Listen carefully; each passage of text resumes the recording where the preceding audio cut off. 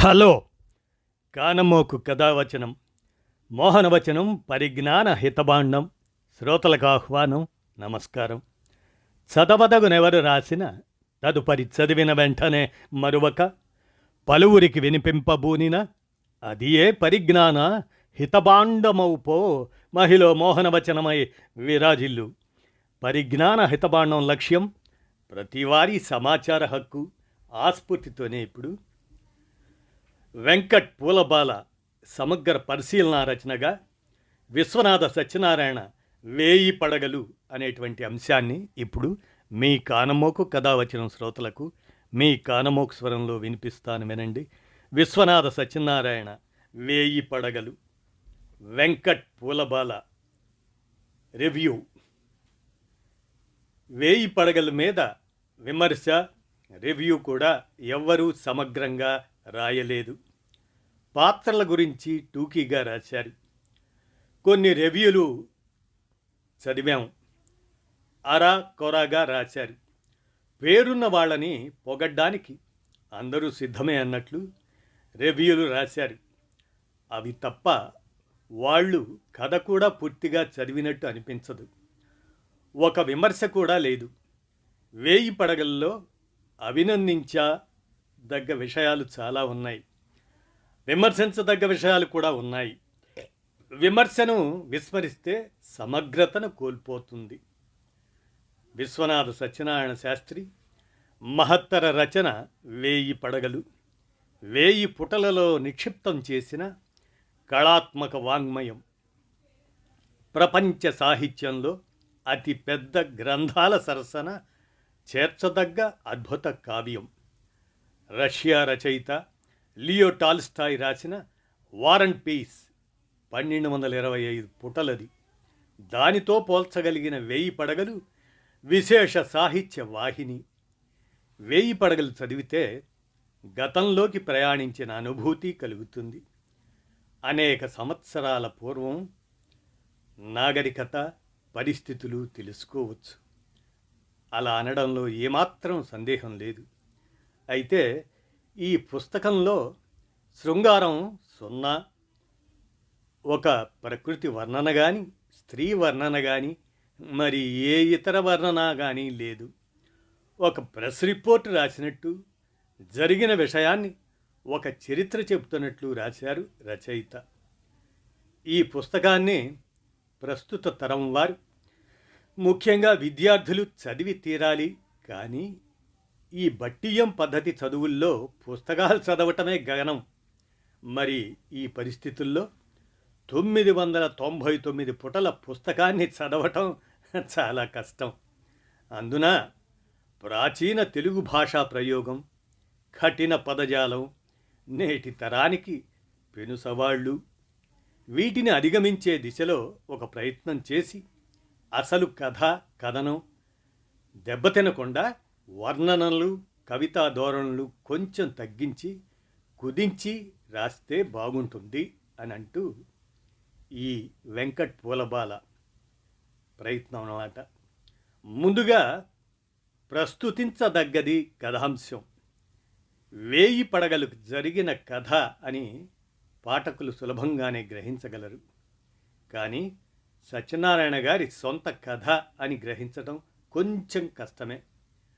అప్పటి సమాజాన్ని కళ్ళకి కట్టినట్లు చూపడమే కాకుండా మనుషుల స్వభావాలను, స్త్రీల వ్యక్తిత్వం, ఆలోచనలు, ఆనాటి విద్యా విధానాన్ని, కాలేజీ రాజకీయాలని, అప్పటి నాగరికత, జీవన స్థితిగతుల గురించి తెలుసుకోవచ్చు. భారతీయ సాహిత్యాన్ని ప్రపంచ సాహిత్యంతో పోల్చి చెప్పిన సత్యనారాయణ శాస్త్రి గారు నిజంగా కవి సామ్రాట్.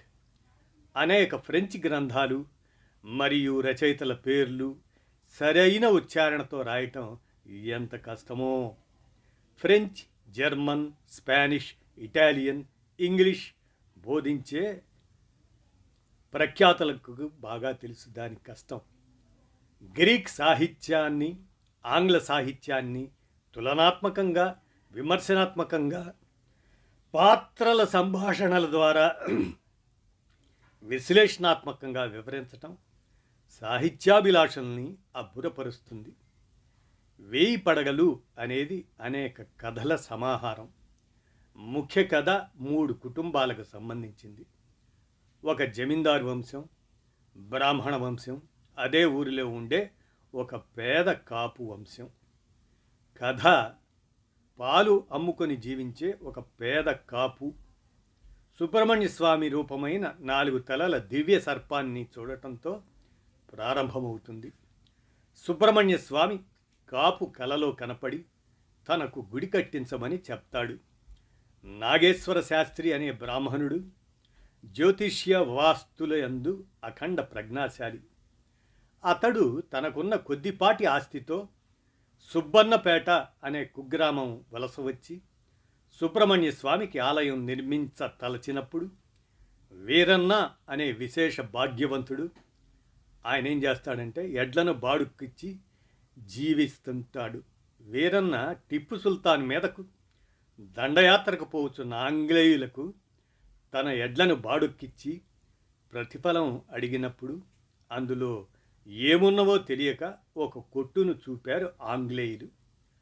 ఆ కొట్టులో నిండా బంగారం ఉండటం వల్ల అతడు విశేష భాగ్యవంతుడు అయ్యాడు. ఆ రోజుల్లో కోట నిర్మించడానికి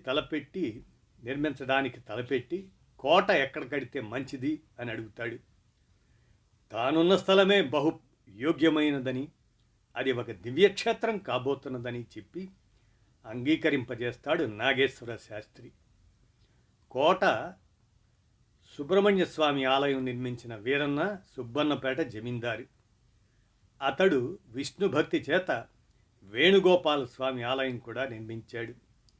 వీరన్నాయుడు తన వంశం వారు స్వామికి ప్రతినిధులు, బ్రాహ్మణ వంశం వారు ప్రచారకులు, కాపు వంశం వారు వ్యాఖ్యాతలు.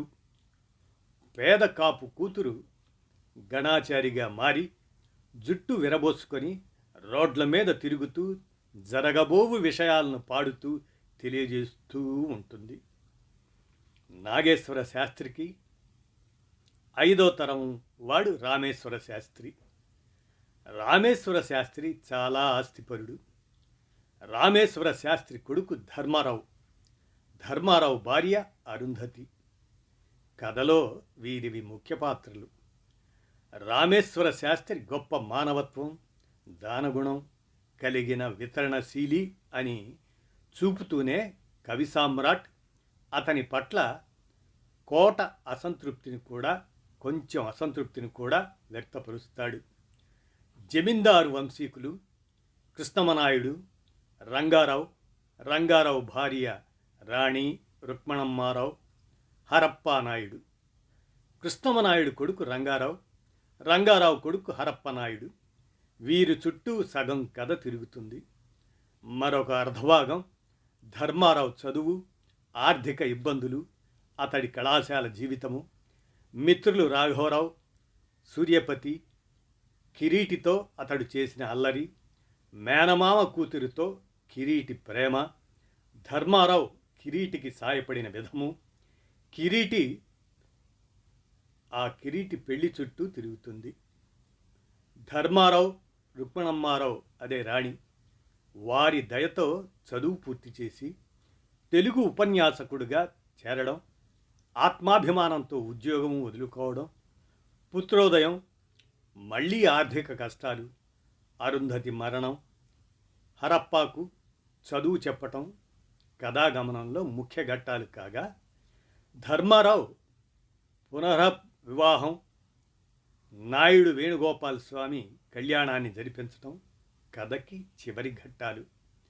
అనేక ఇతర పాత్రల్లో రంగారావు జమీందారు మనిషి రామేశ్వరం, అతడితో అక్రమ సంబంధం పెట్టుకున్న మంగమ్మ, అది తెలిసి పిచ్చివాడైన ఆమె భర్త జ్యోత్స్యులు, అతనిని చీకటిలో కొట్టి చంపిన చలపతి, ధర్మారావు శిష్యుడు కుమారస్వామి, అతడి ప్రేయసి, ఆ తర్వాత తదుపరి భార్య అయిన శ్యామల, స్త్రీలోలుడు మోసగాడు అయిన రాధాపతి, అతడి దగ్గర హిజ్రాలా నటించిన నయవంచకుడు, మంగమ్మ హంతకుడు చెంగల్రావు.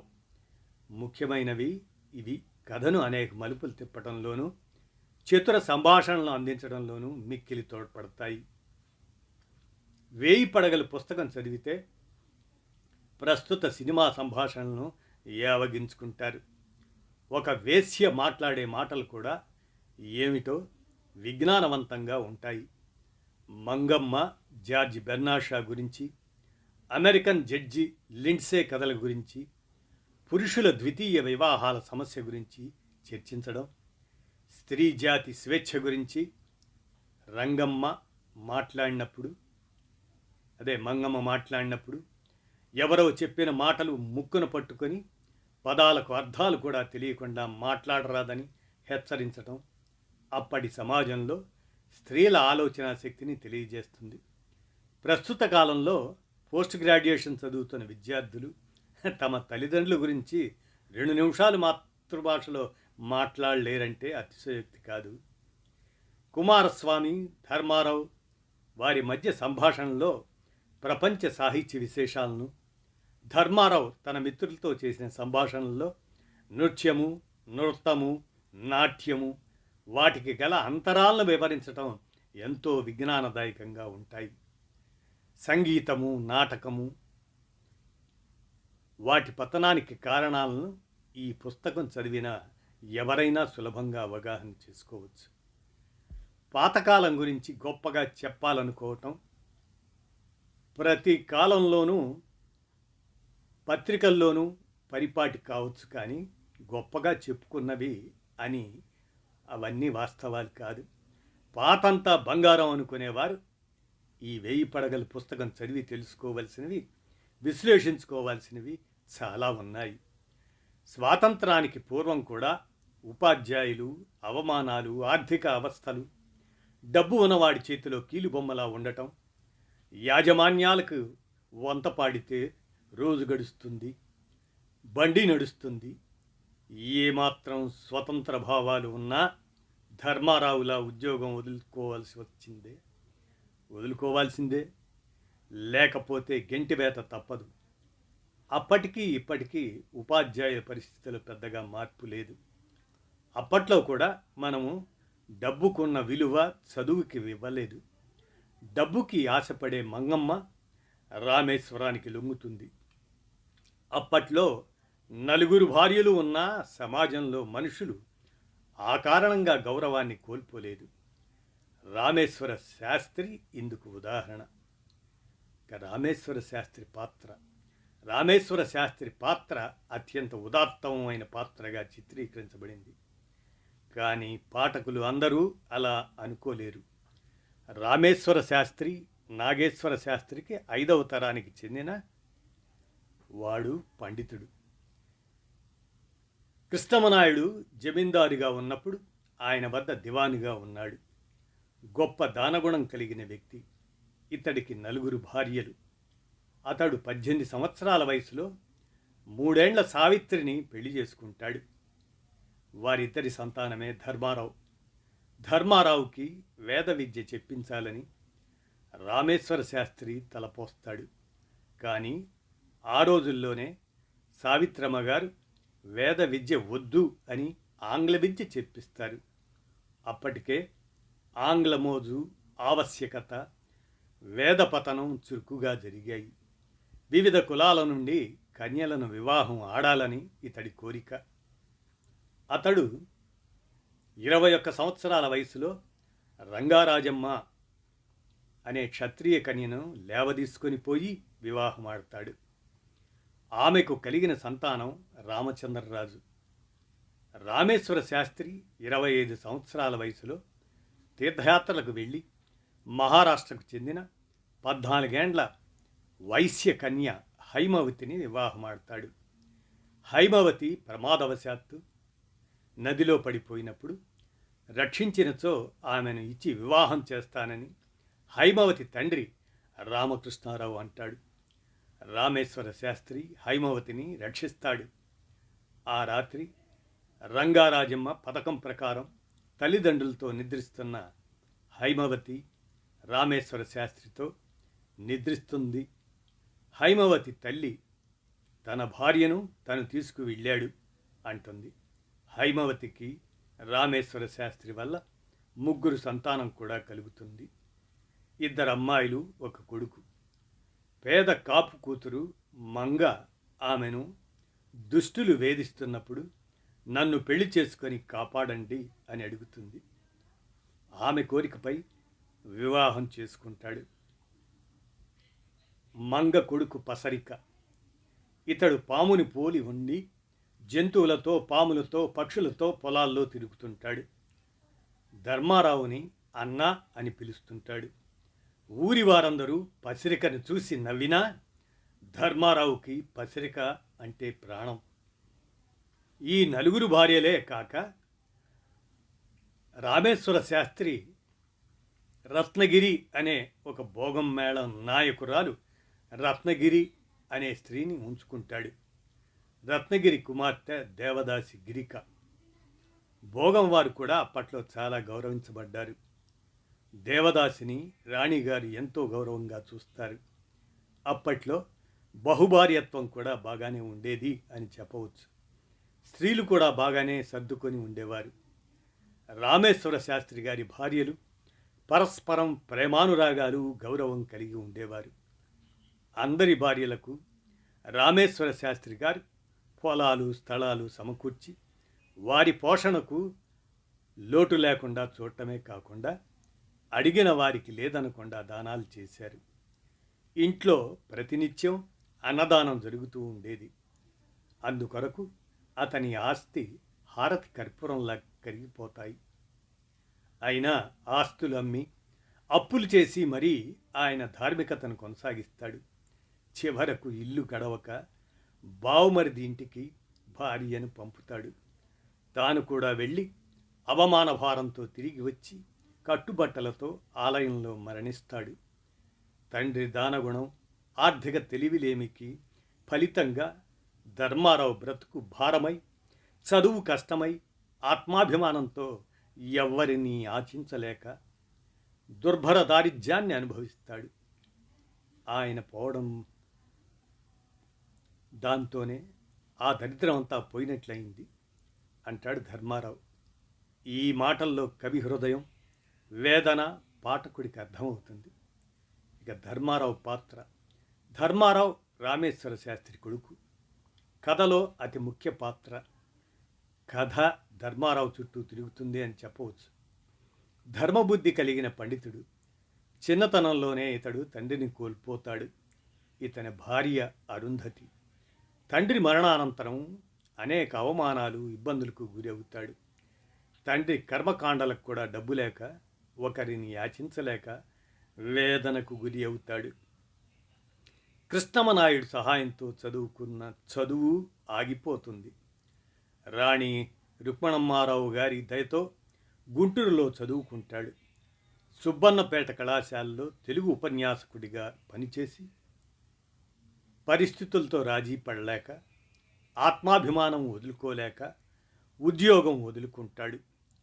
గుంటూరులో మిత్రులతో కలిసి చదువుకుంటున్నప్పుడు ఒక్కసారి కూడా భార్య గుర్తుకు రాకపోవడం, కోపం వస్తే భార్యను లెక్క చేయకపోవటం, వైద్యుడు పూర్తి విశ్రాంతి అవసరమని చెప్పినప్పుడు అది కుదరదని చెప్పటం అతడిలో నిర్లక్ష్య ధోరణిని సూచిస్తుంది. చాగంటి సోమయాజులు రాసిన ది వయలిన్ ఆలుమగల అనుబంధాన్ని హృదయానికి హత్తుకునేలా చూపుతుంది. రాజ్యలక్ష్మి, వెంకటప్పయ్యల అన్యోన్యత చదివిన పాఠకుడికి ధర్మారావు అరుంధతిల ప్రేమలో సున్నితత్వం కనిపించదు. అరుంధతి చావుకు ధర్మారావు పాక్షికంగా కారణం. దారిద్ర్యాన్ని అధిగమించడానికి ప్రయత్నం చేయకుండా ధర్మోపన్యాసాలతో పొద్దికగా కాలం గడుపుతూ భార్యకి దరిద్రాన్ని రుచి చూపుతాడు. హరప్పకి విద్య గడపడంలో, ఊరి సంప్రదాయం నిలపడంలో చూపిన శ్రద్ధ భార్య మీద చూపడు. భార్య చనిపోయినప్పుడు మరొక అరుంధతిని అయిష్టంగానే వివాహమాడతాడు. భార్య చనిపోయిన భర్త పెళ్లి చేసుకొని హాయిగా ఉన్నట్లు చూపిన సినిమాలు రాసిన రచయితలు ఉన్నారు. భర్త చనిపోయిన తర్వాత పెళ్లి చేసుకొని హాయిగా ఉన్న స్త్రీలను అటు సినిమాల్లోనూ ఇటు గ్రంథాల్లోనూ చూడము. ఇతడితో పోలిస్తే కాస్త గోపడి పాత్ర, కుమారస్వామి పాత్ర ఎంతో ఉన్నతంగా ఉంటాయి. ఆ కాసా గోపన్న అనే పాత్ర ఇతడు కోటలో పనివాడు, కృతజ్ఞతకు మారుపేరు. ధర్మారావుకు ఉపకారం చేయడానికి జమీందారు చెవిలో ఇల్లు కట్టుకొని పోరుతాడు. ధర్మారావుకు సహాయపడేలా జమీందారు మనస్సును కరిగిస్తాడు. ధర్మారావు అతడు చేసిన సహాయానికి కృతజ్ఞత తెలిపినప్పుడు వద్దు అని వేడుకుంటూ అది తన ధర్మం కాదా అని అంటాడు. ధర్మారావు పాడే నల్లనివాడు పద్మనయనంబులవాడు అనే పాట అంటే చాలా ఇష్టం. యుక్త వయస్సులో ఇతడు కోట విడిచి వెళ్ళిపోతాడు. కానీ ముసలివాడై కథ చివరి భాగంలో ఎవరూ ఊహించని విధంగా సుబ్బన్నపేటలో కనిపిస్తాడు. కోటలో ఒకసారి భోజనం చేసి తనివి తీరా కోటను చూసి ధర్మారావు పాడే పద్యం విని ప్రాణాలు విడుస్తాడు. అతడి చితిమంట మండుతున్నంతసేపు ధర్మారావు నల్లనివాడు పద్మనయనంబులవాడు అనే పాట పాడుతూనే ఉంటాడు. మానవత్వ పరిమళం ఉన్న పాత్ర గోపన్న పాత్ర. ఇక అరుంధతి పాత్రను పరిశీలిస్తే ధర్మారావు భార్య అమాయకపు స్త్రీ. ఆమె పెళ్ళైన కొత్తల్లో తల్లిదండ్రుల బాధలు నమ్మి భర్తకు కొత్త ఇబ్బంది కలుగజేసిన తరువాత భర్తే లోకమని జీవితాన్ని భర్తకే అంకితం చేసిన మహిళ ఆమె. ఈమె మరణం పాఠకుడిని కంటతడి పెట్టిస్తుంది. ఈమె అవసాన దశ చాలా విషాదభరితంగా కళ్ళ ముందు జరుగుతున్నట్లు ఉంటుంది. ఉత్తమ ఇల్లాలుగా ఈమె పాఠకుల మదిలో నిలిచిపోతుంది అరుంధతి పాత్ర. ఇక రంగారావు పాత్ర. కృష్ణమనాయుడు కుమారుడు రంగారావు సుబ్బన్నపేట జమీందారు. ధర్మారావుతో నిష్కారణంగా విరోధం పెంచుకొని అతనికి సహాయపడటానికి ఇష్టపడడు. ఇతడు గ్రంథసాంగుడు. ఇతడికి దుష్టుల సావాసం, స్త్రీలోలత్వం జాస్తి. భార్య చనిపోయినప్పుడు సుసాన్ అనే ఆంగ్ల స్త్రీని ఇంగ్లండ్లో పెళ్లాడి కోటకు తీసుకొచ్చి రాణిని చేస్తాడు. అధికారుల మెప్పు కోసం డబ్బును మంచినీళ్ళలా ఖర్చు చేస్తాడు. రంగారావు జబ్బు పడినప్పుడు సుసాన్ డబ్బు బంగారం తీసుకొని ఇంగ్లండ్ వెళ్ళిపోతుంది. హరప్పనాయుడు కొంత డబ్బు బంగారాన్ని ఆమె తీసుకుపోకుండా కాపాడుతాడు. రంగారావు సుసాన్ లేనప్పుడు శ్రీలంక నుంచి వేరొక స్త్రీని తనకు పెళ్లి కాలేదు అని తెచ్చి ఉంచుకుంటాడు. సుసాన్ అది గ్రహించడంతో ఆమెను డబ్బు ఇచ్చి వదిలించుకుంటాడు. హరప్పనాయుడు తండ్రి వలె రంగారావును కాపాడుతాడు. అందుకు ధర్మారావు సాంగత్యమే కారణం. ధర్మారావుతో చదువు చెప్పించడానికి ఒప్పుకోవడమే రంగారావు తన జీవితంలో చేసిన సుకృతం అని అతడు కూడా గ్రహిస్తాడు. ఇక హరప్పనాయుడు పాత్ర. రంగారావు కుమారుడు ఇతడు. గురుభక్తి, పితృభక్తి కలిగిన వాడు. సంప్రదాయాల్లో నమ్మకం ఉన్నవాడు. తల్లిగారి కర్మ బాగా జరిపించాలని, ఊరిలో దైవకార్యం జరిపించాలని భావించి వేణుగోపాలస్వామి కళ్యాణం జరిపించటం తన బాధ్యతగా భావించి కళ్యాణం జరిపించగానే చనిపోతాడు. హరప్పనాయుడు పాత్రను మలచటం రచయిత సృజనాత్మకతను చూపుతుంది. ధర్మారావు, హరప్పనాయుడు వారి బంధం గురు శిష్యుల బంధం కంటే గొప్పగా ఏదో ఆధ్యాత్మిక కోణాన్ని స్పృశిస్తుంది. హరప్పనాయుడు కారణజన్ముడు అనిపిస్తుంది. ఇక గిరిక పాత్ర. ధర్మారావు చెల్లి గిరిక, భోగం మేళం నాయకురాలు రత్నగిరి కుమార్తె గిరిక. ఈమె దేవదాసి. ఈమె తన వేణుగోపాల స్వామికి తనను తాను అర్పించుకున్నది. ధర్మారావుకి గిరిక అంటే ఎంత ప్రేమో అంత గౌరవం. రాణిగారు కూడా ఈమె భక్తికి ముగ్ధురాలై ఎంతో వాత్సల్యం చూపిస్తారు. రామేశ్వరం గిరిక వెంటపడినప్పుడు దేవునికి నైవేద్యం పెట్టిన ప్రసాదం ముట్టకూడదని కుక్కకేం తెలుసు అని చెప్పటం ఆమె దృఢచిత్తాన్ని, భగవంతునిపై తనకున్న అచంచల విశ్వాసాన్ని తెలియచేస్తుంది. బురద అంటని బురదలో వికసించి కలువల, భోగం కులంలో జన్మించి భక్తి అనే పుష్పంలా వికసించి ముక్తిని పొందిన గిరిక పాత్ర చాలా ఆసక్తిని, ప్రేరణను కలుగచేస్తుంది. ఇక రామేశ్వరం పాత్ర. ఈ రామేశ్వరం ఒక దుష్టుడు. రంగారావు హయాంలో అక్రమాలకు ఇతడే కారణం. తన దారికి రాని ఉపాధ్యాయుల్ని హింసించి ఉద్యోగాలు ఊడగొట్టించడం, పరస్త్రీలను మోహించడం, వెంటపడటం ఇతనికి అలవాటు. ధర్మారావు మీద ఇతడు కక్ష పెంచుకొని అతన్ని సాధిస్తాడు. జ్యోస్యులు అనే ఉపాధ్యాయుని భార్య మంగమ్మని డబ్బుతో లోబరుచుకొని మతి చెడ్డ జ్యోస్యులని చంపించి ఆ పాపం కూడా మూట కట్టుకుంటాడు. చిట్ట చివరకు దొంగ నోట్ల ముద్రణలో దొరికి కటకటాల పాలవుతాడు రామేశ్వరం. మంగమ్మ పాత్ర. మంగమ్మ జ్యోసులనే ఉపాధ్యాయుని భార్య. రామేశ్వరం ఈమెకు డబ్బు ఆశ చూపి లొంగదీసుకుంటాడు. ఈ విషయం తెలుసుకున్న జ్యోస్యులు జీవితం మీద విరక్తి పెంచుకుంటాడు. ఆత్మహత్య చేసుకోవాలని ప్రయత్నిస్తాడు. జ్యోస్యులుకి మతి చెడుతుంది. మతి చెడ్డ జ్యోస్యుల్ని చంపించి ఆ పాపం కూడా మూట కట్టుకుంటాడు రామేశ్వరం. అదే సమయంలో మంగమ్మ రామేశ్వరం నుంచి దండుకున్న డబ్బు అంతా పట్టుకొని ఉడాయిస్తుంది. మంగమ్మ రామేశ్వరం సినిమా హాలు సొంతం చేసుకొని ధనికురాలు అవుతుంది. రాధాపతితో కలిసి ఉంటుంది. తను చేసిన పని తన మనసుకు తెలుసు కనుక డబ్బు మీద వ్యామోహం పెంచుకోక, గర్విష్టిగా ఉండక మంగమ్మ మంచితనం, మానవత్వం కలిగి ఉంటుంది.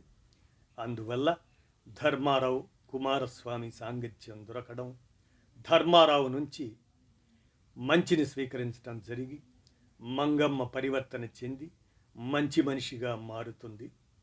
తన ఆస్తిని కుమారస్వామి పేర రాసేస్తుంది.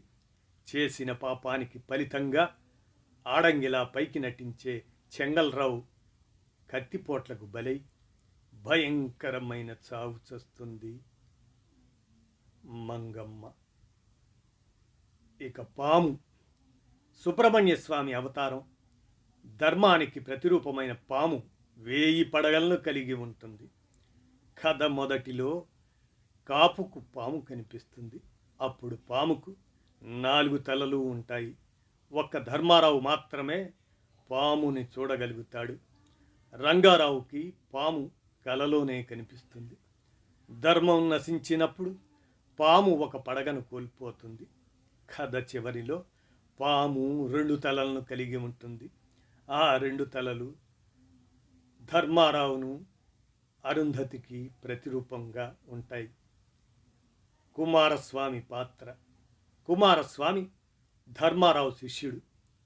ధర్మారావు గుణగణాలను పుణికిపుచ్చుకున్నాడు.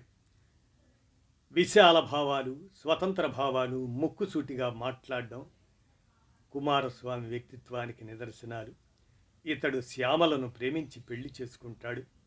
వీరిది చక్కటి జంట. ధర్మారావు కుమారస్వామి సంభాషణలు ఏమిటో ఉత్తేజపూరితంగా, విజ్ఞానదాయకంగా ఉంటాయి. నేటి సినిమా రచయితలు ఈ సంభాషణలు చదివితే వారు రాస్తున్న రాతలకు సిగ్గుతో చస్తారు.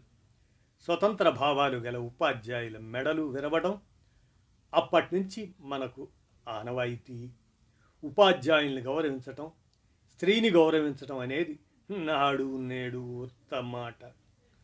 స్వతంత్ర భావాలు ముక్కుసూటిగా మాట్లాడడం వల్ల కుమారస్వామి తన ఉద్యోగాన్ని కోల్పోతాడు.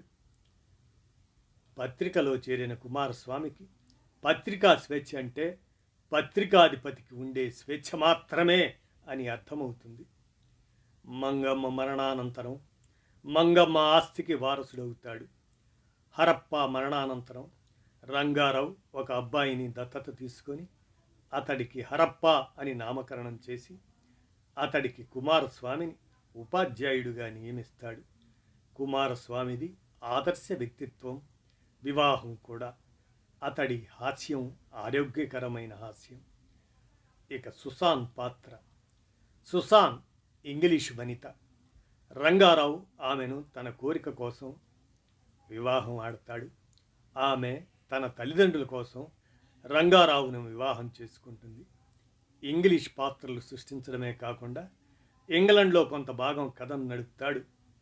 సుసాన్ పాత్రలో ఇంగ్లండ్లో పేదరికాన్ని తెలియచేయటమే కాకుండా తల్లిదండ్రుల పట్ల ఆడపిల్లలకు గల మమకారాన్ని సుసాన్ పాత్రలో చూపిస్తాడు రచయిత విశ్వనాథ శాస్త్రి.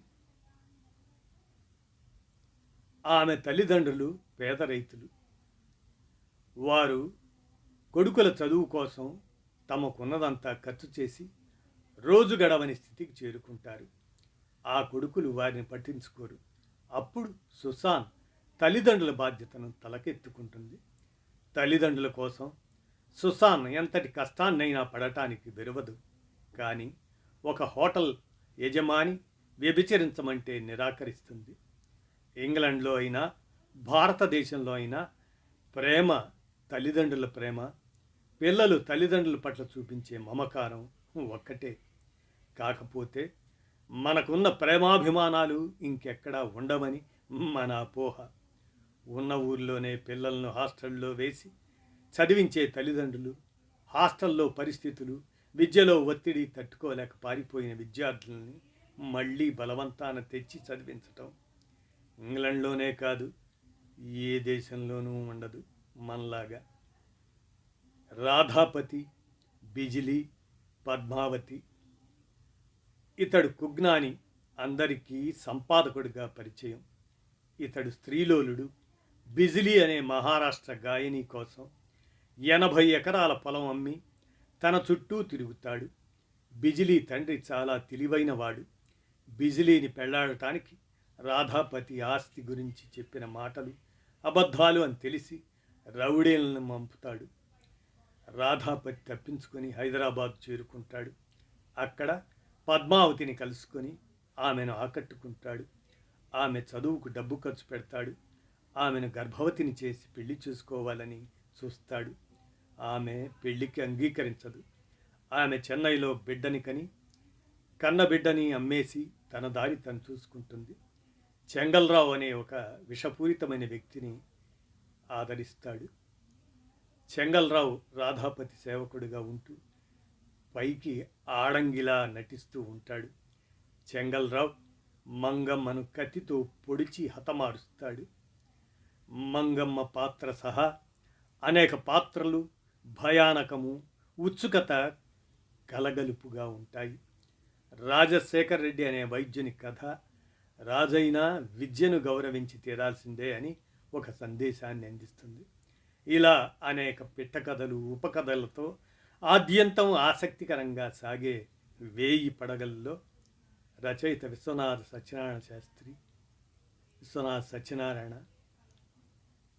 వాడిన భాష, భావం రెండూ పదునైనవి, ఆలోచన రేకెత్తించేవే. చెప్పవలయును, అనవలయును, బిఏ పరీక్ష ఇచ్చి గెలుపొందాడు, ఇలాంటి అనేక మాటలు తెలుగు భాషాభిమానుల హృదయాల్లో ఉండిపోతాయి. కాకుండా యూరప్ ప్రపంచమే కాదు అంటూ మన సాహిత్యం గొప్పతనాన్ని చెప్తాడు. షేక్స్పియర్ సాహిత్యాన్ని విమర్శనాత్మకంగా వివరించి సాహిత్యాభిమానుల గుండెలను కొల్లగడతాడు. 1000 పడగలు నిస్సందేహంగా తెలుగులో ఒక గొప్ప గ్రంథం. బహుపాత్రల మిళితమైన 1000 పడగలు. విశ్వనాథ సత్యనారాయణ అంటూ వెంకట్ పూలబాల ఈ సమగ్ర పరిశీలన రచనను మీ కానమోకు కథావచనం శ్రోతలకు 1000 పడగలు ఒక సంక్లిష్టమైన పాత్రల మయం అనేటువంటి విధంగా మీ కానమోకు కథావచనం శ్రోతలకు విశ్వనాథ సత్యనారాయణ 1000 పడగలను వెంకట్ పూలబాల సమగ్ర పరిశీలన చేసిన రచనను మీ కానమోకు స్వరంలో వినిపించాను. విన్నారుగా, ధన్యవాదాలు.